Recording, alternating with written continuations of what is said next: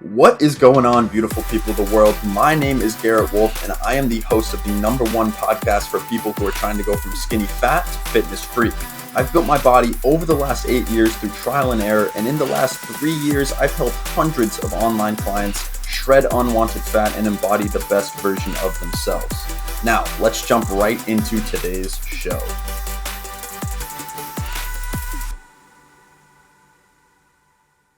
What is going on, everybody, and welcome back to the Garrett Wolf podcast. This is the #1 show for people who are trying to go from saggy flabs to six-pack abs, all without giving up the most enjoyable aspects of their life. In today's episode, we are going to be talking about strengths versus weaknesses. All right, so recently I asked my brother if he could mention to me the top 3 strengths and the top 3 weaknesses that he thinks I have. And this is something that I think everybody should do because it comes back with some pretty staggering, some pretty crazy, kind of interesting feedback. And so this one's not going to be really like more or less like a motivational fitness type of thing. This is going to be more of like a dive into your mind and figure out who you are type of podcast. So in any case, if at any point during this episode you think what I have to say is valuable or you like what I have to say, then please screenshot my face, share it to Instagram stories, tag me at _Garrett Wolf, and I will reshare it to my story and send you a free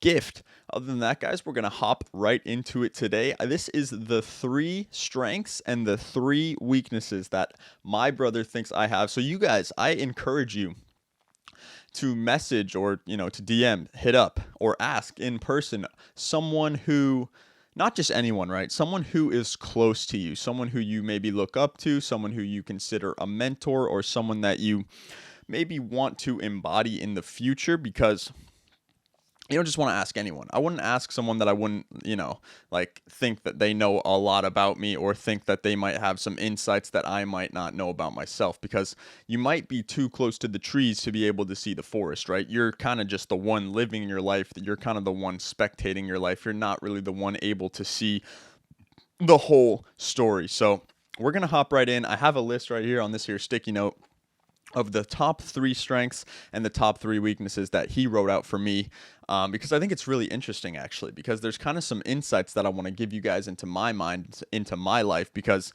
the strengths are kind of really interesting. The weaknesses are more or less kind of true. I don't know. We'll see. We're going to dive in. So the #1 strength that he believes I have is my confidence and lack of care for what other people have to think. Now, this is this is crazy, actually. This is super interesting because if you know my story, for a long time, I was kind of a confident, little cocky kind of shithead, right? I guess up until I was about maybe like 10 or 11 years old, I was like a cocky, pretty confident kind of like shithead. I would kind of act up in class, right? I would kind of be the class clown, kind of try to make everybody laugh, kind of be cracking jokes everywhere, not really caring about other people's feelings, kind of cracking jokes, making fun of kids, making fun of other people just to get a cheap laugh, being funny, just trying to be cocky, confident, kind of the center of attention kind of guy, right? And so this is interesting. That was up until I was about 10. But then, ages 10 to about 19, 20, even into my 21, where I am now, I did struggle with a lot of confidence issues, with a lot of, social anxiety of doing things like going on lives, even anxiety of following my dreams, following my passions, anxiety when it comes to a lot of things. I did struggle with a lot of anxiety, but I can remember when this started was more or less when I kind of got out of middle school and I moved, here to Massachusetts around age 13, 14, right? And then I went into a Sudbury high school, and then I went off into actual high school. So this is kind of something that's kind of interesting because I struggled with confidence and, self-belief for a long time. And I can remember watching YouTube videos of you guys ever seen those YouTube videos of those guys who walk around on the street and kind of like serenade girls? I don't even really know what serenade means. I guess it's like sing them a song. They'd kind of walk around and serenade girls, right, with a guitar and kind of sing them songs. And I used to look up to those guys and I would be like, how the hell did these guys get the confidence to do that? I would be shitting my pants. My heart would be beating. My heart would be racing. My palms would be sweating, and I would not be able to sing and play the guitar in front of these women like he is. And I used to think that was super cool. So I would watch these kind of YouTube videos and study them and try to build my confidence. And I would study them and try to embody the confidence and just try to really lift myself up. So it's really interesting that the number one thing on this list, my biggest strength, he believes, is my confidence and lack of care what other people think. This is interesting because he put that as my strongest strength, right? But for the majority of my life, that was one of my biggest weaknesses until I decided to start working on it. And what I did was just mass exposure because I really did struggle, especially into high school. I struggled a lot with just social scenes, like talking to people, even talking to some of my best friends, talking to girls, right? Talking to anyone, teachers, anyone. Even though I used to be the class clown back in like elementary and middle school, when it came to high school and really kind of getting into the social scene, I really did struggle with talking to people and making friends. And this could be due to, moving around a lot. I've lived in 5 different states, so I was moving around a lot. I had to get good at being the center of attention, but I was never good at one-on-one talking to people or talking in a group setting or talking to girls, especially. This was something that I really struggled with. So how did I solve that problem? Mass exposure. All I did was I kind of just ran into it head first, kind of like a rhino, right? Ran into it, into the anxiety head first, just kind of the difference between people think that people who are brave, they don't feel fear, right? And this is completely incorrect. People that are brave feel fear and they move forward anyway. So even before this live stream, guys, I'm not immune to it, and I don't think you ever will be. Before this live stream, I was getting a little anxious too because I'm going live in front of 25,000 people. I'm recording myself on a topic. I don't have a script. I come up with it on the dome. All I have is this fucking like 2-inch by 2-inch notepad with a couple things that my brother said on it. And then I go into this pod kind of raw and I just do it. I just tell you guys what's on my mind, and that's a little bit nerve-wracking, and it can be, but all I do every single day, I mean, this is episode 26. Actually, I believe this is episode 27 of going live every single day, doing a podcast every single day, because that's what I said I was going to do. And really, I mean, that's kind of just hand in hand with integrity. It's like, who do you think, what kind of person are you? Like in my head, I want to be the kind of person that follows his goals, follows his passions, follows his dreams, and is dedicated to his craft. And one thing that I need to be able to do that is talk in front of people, and is to kind of spread my mindset and spread my knowledge. And so I know going live is going to help me do that. Recording a podcast every day is going to help me do that. And so despite the fact that I woke up this morning a little bit scared to hop on live, as I do every morning, I set up my microphone, I set up my camera, and I pressed record, and I pressed go live on Instagram, and I sat down, and here we are. And that's just kind of how it is, right? And that's how you get through these fears, is just mass exposure. I reckon by episode 100 or 200, we probably won't feel that fear that much anymore, right? Because as we all know, we get better at things the more we do them. So the first few times I'm doing it, I get a little bit better. First few times I'm doing it, get a little bit better, right? You might get 80% better, then 70, then 60, 50, 40. And then you're at a point where you're only getting kind of 1-2% better every single time. But again, the mass exposure, around 100 to 200 episodes, I reckon that fear is going to be pretty much almost gone. But like I said, I don't think that it's ever going to be gone, because that's the difference, guys, between someone who's brave and someone who is kind of a coward. Is that a coward runs from their fear, they kind of hide in the corner, and someone who's brave, they feel the fear and they enact anyway. They enact in parallel to who they believe they are, right? Something I said to my family the other day is that I heard this from Tony Robbins, and I find it to be incredibly true, is that the strongest force in the human psychology is the need to live in parallel with your own self-image. So who do I believe I am? I believe I'm the person that I want to become. I believe I'm the person that wants to be, the biggest fitness influencer, one of the biggest coaches in the world. I want to be an author. I want to have books. I want to have millions of followers. I want to have a big YouTube channel. I want all these things. And all these things are terrifying, right? They scare the shit out of me. But if I don't move forward, then I'm not living in parallel with my own self-image. And that is the strongest force in the human psychology. So that's just super interesting. That's my spiel on number one, because, my biggest strength, he said, was my confidence and lack of care what other people think. But I struggled for like 15 years with confidence and caring, literally directly caring what other people think. And the way I got over that was mass exposure and living in parallel with who I believe I want to become. And that brings me into number two. He says my number two strength is my courage and dedication towards my passions. And this is interesting. This is really, really interesting, because I struggled with imposter syndrome for a long time.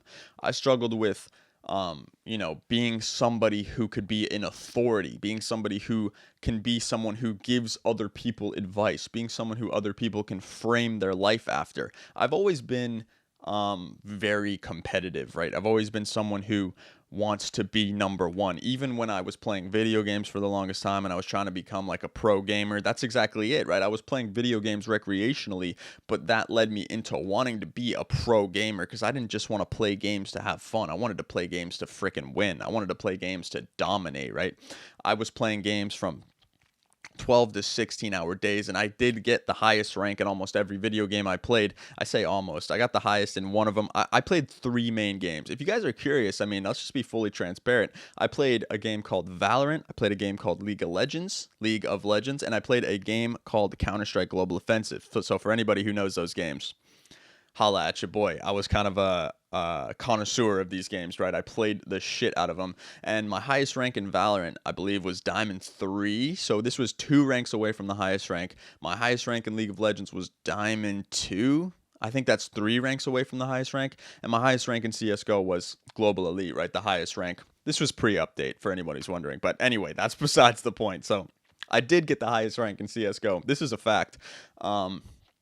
And so again, my dedication and passion towards my goals is something that I've kind of always had. It's something I've always more or less embodied. I've always been super competitive, and I think this kind of sparks from my competitive nature. And I think competitivity, right, is something that intrinsically a lot of men have, because it's kind of an ultimately competitive world for men out there, right? We have to select what we want to do. We have to improve our value. We have to select kind of our destiny. We have to select what kind of, girl we want, because it's not like girls are coming up to us and asking us out. I don't know about you guys. That's never happened to me, but we have to kind of pick what girls we want to, kind of go up to and approach and, select. And it's kind of an ultra competitive world out there, and I think my competitive mindset sort of comes from that. It sort of stems from that, but it also sort of stems from point one, which is like being the class clown, being someone who wants to be kind of noticed by everyone, and that stems from just moving everywhere, all over the place, right? I've lived in 5 states, and I needed to be able to make friends, pretty well. I needed to be able to have kind of strategy to make friends, and my strategy was just being the best, the funniest, the coolest guy, right? I was trying to be the guy, I was trying to be the guy that everybody wanted to be. So I was the class clown, making everyone laugh. I was the one that didn't care about grades. I was the one when they would hand out the homework assignments, I'd crumple them up and I'd be like, guys, watch this. I'd crumple it up and throw it into the trash. I'd be like, I don't care about homework, right? Like, super funny guy. And that's just come from my ultra competitive instincts, and it just comes from my kind of need to be noticed, right? Which is kind of interesting. We're talking about strengths, but the interesting thing about these strengths is that they all stem from inner weakness, which is like the need to be noticed, or the need to be liked, the need to have friends. They all stem from that. All these strengths stem from the need to cover up one of those past kind of weaknesses, right? And so that's super interesting, I thought, at least. So going into number 3, he says, my open-mindedness and willingness to learn. This one is crazy, right? Because as I just mentioned, I was a fucking shithead student, right? This is a fact. I failed every single class in 6th, 7th, and 8th grade in middle school. I failed every single one. I didn't pass a single one. You need what, like a C plus or like a C, like a 70, or no, it was a 65. I remember. It was like a D. You needed like a D plus, like a 65 or higher to pass classes in middle school, right? I failed every single one. I got below a 65 in every single class in 6th, 7th, and 8th grade. This is a fact. I wish I could dig up my records. I really do. Because nobody believes me when I say that. But this is 100% a fact. I literally failed every single class in 6th, 7th, and 8th grade. And so it's funny, he says one of my biggest strengths is my willingness and open-mindedness to learn. And yet, I was a shithead student, right? I didn't give a fuck about learning all those things. I didn't care about learning, English. I didn't care about learning math. I didn't care about learning the quadratic formula. I didn't care about equations. I didn't care about writing essays. I didn't care about any of that shit. What I always cared about was just being liked, was just, again, so stemming from a weakness. What I always cared about was just having friends, having people to rely on, having people to spend time with, having relationships, building friendships was something I always cared about. And maybe that stems from some sort of inner weakness that I haven't been able to identify. But we're talking about strengths and how, they come from inner weakness. This is really like, it's kind of like a therapy session, right? When you go to therapy, they kind of dive into your childhood and figure out like why you're so fucked up. I've had a lot of time on my hands to brainstorm. And so I've kind of figured out these nuances by myself. But nowadays I love learning. You can see in my bio, I'm dedicated to lifelong improvement, because I do love I love just getting better. I love progress. I love progression. And I think it's finally because I'm out of school. I'm finally not caring about making friends. I'm finally not caring about being liked, being the class clown, getting a ton of attention. Although, me saying that here now, I guess I'm still kind of after attention, right? That's why we're on the live stream. That's why we're posting like a million pieces of content to the internet every single day, is because we are ultimately after attention. But I think it's for a different reason now. I think it's because attention right now is the most valuable currency to me. At least this is what I think. Attention is the most valuable currency in the world right now, because money, is so slowly declining. Money is becoming more and more worthless, and cryptocurrencies are coming out. We're trying to kind of destabilize the dollar, right? So I think attention is the most valuable currency, and that's why I'm trying to snatch up as much attention as I possibly can. It's not so much that I want to be liked, or it's not so much that it is kind of that I want people to know me, though. It's not really that I want them to like me anymore, but it is kind of that I want to be known so that I can spread my message and spread my knowledge. And so that's just kind of interesting. It stems from a weakness of wanting to be liked in school, or wanting to be the center of attention in school. But now I'm doing it to kind of try to help people, to try to spread my knowledge, my wisdom, and also to take care of my friends and my family. Because if you can get a bunch of attention, you can monetize it and turn it into real currency, right? And that kind of ultimately leads to freedom. So I thought that was pretty cool. The number 3 strength that I have is my open-mindedness and willingness, to learn. So I think this is something that everybody should adopt. A willingness to learn is pretty cool. I think school definitely shuts down a lot of people's willingness to learn. School makes people think that they don't like learning, but it's actually in fact that you just don't like all this boring ass shit that they teach you in school, right? It's like, I don't care about English. I don't care about essays. I don't care about any of that shit. So you have to find something that you want to learn about. You have to find something that you care about. And then you have to kind of dedicate yourself to learning about that, and kind of lifelong improvement with that in mind. And I think that's something that could be very valuable for a lot of people. Don't give up on learning just because school kind of fucked you over like it did me.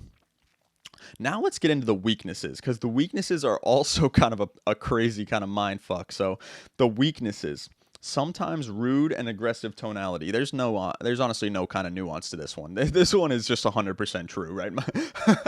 My whole family kind of struggles with tonality issues and tonality problems.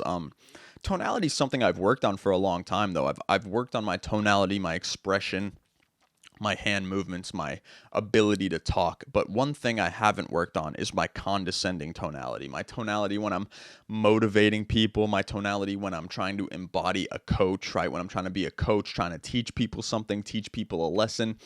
I can often come off as condescending, or come off as aggressive, or like, you do this or else you're kind of like bad, right? You do this or you're not right, like me. And I think this is something that I definitely need to work on, a kind of a more neutral tonality when teaching a lesson to someone, because people don't follow people based on what they say. People follow people based on what they do, right? A leader is someone who leads by example, not someone who tells people what to do. That's more of a dictator, right? And that was one reason why I hated those shithead teachers in school, was because they would always be like, do it this way, do it my way, or it's wrong. And so I think I need to work on that tonality and really dial it in, so that I'm not being condescending or aggressive, but I'm more being inspiring and motivating, and maybe tie that together with some of my own life experience and my own kind of frameworks and thought patterns. Rather than telling someone, prescribing an issue, I need to show them and lead by example. And so this is something that's kind of super interesting. I definitely need to work on my coaching tonality. So that was my number 1 weakness. But my number 2 weakness is my quickness to accept or repeat new info, forming my personality around it. Now, I agree with what he said, but I disagree with the fact that that's a weakness, because I think that I do this 100% on purpose. And I do this because when you hear something that you agree with and you teach it to somebody else, you retain 90% more of the information. So when I learn something that's like, whoa, like blows my mind, this is something that can completely change my life, completely change my reality. Like the Tony Robbins quote, the thing that says, the strongest force in the human psychology is the need to live in parallel with the person that you believe you are, right? Your own self-image. So I say this all the time now. I teach this all the time now. I have a list in my phone of what I call GOAT quotes, right? Because I have all these quotes that I hear. And when I hear these new pieces of information or these GOAT quotes, I write them down and I try to tell them to someone. I try to teach them to someone because that cements them into my life. That cements them into my brain. And it does form my personality around it. But I do not believe that this is a weakness. The only way this could be a weakness is if, you're spewing like, I don't, even if here's the thing though, even if you're spewing misinformation, I was going to say it could be a weakness if you're spewing misinformation, but if it's misinformation, you're going to find out in the long run anyway. So it's better to teach it. It's better to learn it. It's better to embody it,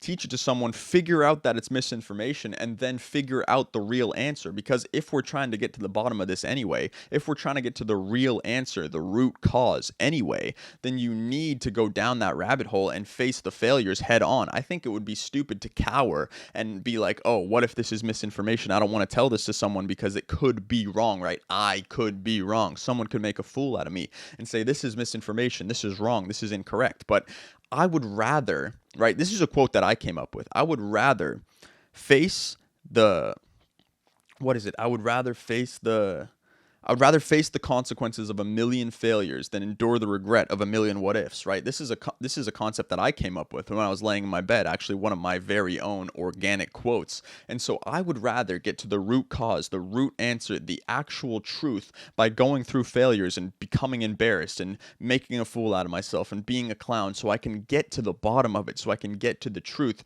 quicker. And so I believe that this actually isn't a weakness. However, I believe this is a strength. I think this is something more people need to do rather than cower, kind of sit in the corner and be like, oh, this could be wrong. I don't want to be wrong. I don't want to be misinforming people. It's like, no, it's like give out all the information and allow people to digest it for themselves. That's how it's always been. That's how studies work. That's how science work. That's how everything works. That's how the internet works. So I think this is kind of a strength, more or less, and not really a weakness, but I can see how he would think it's a weakness. I need to get him on the podcast and tell you guys like his point of view, tell you guys, because it's like yin and yang. It's like me, I'm like the optimistic, like self-deluded, self-believing kind of connoisseur, and he's the more like realistic, kind of nihilistic person where he's like, this is reality, right? And I'm like, reality is belief. And he's like, no, not really. And it's like kind of funny. It's kind of a yin and yang situation. So I would love to get him on the pod. Let me know if you're tuning into the live, if you want to see my brother hop on the pod, let me know in the comments. And if you're watching the replay on YouTube, you can let me know in the comments as well. But if you're watching on Spotify, then you can't let me know. DM me on Instagram. Let me know if you want to see Tony on the pod. But that leads me into my number 3 weakness, which is condescension towards people who don't have the same goals as me. And this is kind of the same thing as the tonality problem, right? Is like you can come off as condescending when you're coaching someone, right? Or when you're trying to teach them. And guys, this is kind of funny because I always, like, my horror belief is that I was going to be like a gym teacher, right? And when you think about a gym teacher, they're like the most condescending fucking dickheads of all time, right? They're like, run around the track, right? Like when you start walking, they're like, pick it up. Or you get on your phone, they're like, put your phone away, start working, right? And you're like, bro, you're fat as fuck, you're skinny fat as shit, you're a gym teacher making like $40K a year, why the fuck are you telling me to do anything? And it's like, I can totally understand how you guys would feel the same way about me being someone who's just, an online fitness coach telling you should do this, telling you should do that. And you're like, bro, shut the fuck up. Like, you don't know anything. You don't know anything about me. You don't know anything about my story. So why are you trying to judge me? Why are you trying to tell me to do this and tell me to do that? And so I 100% agree with that weakness there, where it's like, you need to be less condescending. You need to be more accepting towards other people's realities. You need to kind of see from multiple perspectives rather than just your own. And so this is something that I'm definitely going to work on. My what is it? My condescension of a tonality. So my condescending tonality, I definitely need to work on that, because I never want to come off as someone that's arrogant or someone that thinks he knows it all, which I know I come off of as a lot. But here's the thing, guys, when you know a lot, you come off to people that know a little as condescending. It's like, obviously, you think I know a lot because you know a little. And that sounds condescending in and of itself, but it's unfortunately, it's pretty true, right? If I spend my day learning and studying and reading studies and reading books and taking courses and watching mentorship courses and learning from people actually doing the thing, and then I go and have an argument with someone who sits at home watching Netflix all day and they call me arrogant and condescending, I'm going to be like, of course you think I'm arrogant and condescending. I literally know like way more than you do. So it's like, obviously you think I'm condescending because I'm just smarter than you. That's a fact. And so it's like, there's this nuance going on, but I understand. I never want, even to someone who's less intelligent than me on the surface, I don't want to come off as condescending because, again, people don't follow people that tell them what to do. They follow people who lead by example. So I don't want to come off as condescending. I just want to come off as a leader. I want to come off as someone who embodies his personality, embodies his goals, and always tells his truth. And that's why we had this little therapy session here today. And that brings me to the end of today's podcast. If you guys got any value, you should hit up some people that you know, like hit up your dad, hit up your mom, hit up your best friend, hit up your ex. Don't hit up your ex. Hit up your girlfriend. Hit up people that are close to you and be like, yo, what's my top 3 strengths and what's my top 3 weaknesses? Because you may be too close to the trees to be able to see the forest. So you need to get an outside perspective so that you can see like deep into your mind, what are your problems, so that you can solve them, fix the holes, plug the holes, and just become a better you, because that's what it's all about, getting 1% better every single day. And that's why we had this little therapy session here today. So I thank you guys for joining me. I thank you for coming in today on the pod. If you got any value or you think what I had to say was fun, cool, interesting, screenshot me, share it to Instagram stories, tag me at _Garrett Wolf, and I will reshare it to my story and send you a free gift. Other than that, guys, it has been your boy Garrett Wolf. Thank you all for tuning in, and I will see you all in the next podcast episode. Peace. Thank you so much for tuning in today. Hopefully you got some value. If you did get value and you want to learn a little bit more about how you can go from skinny fat to fitness freak, just head over to my Instagram at _Garrett Wolf and DM me the word muscles, and I'll reach out to you and see if I can help. Again, thank you guys so much for tuning in today, and I will see you all in the next episode. Peace.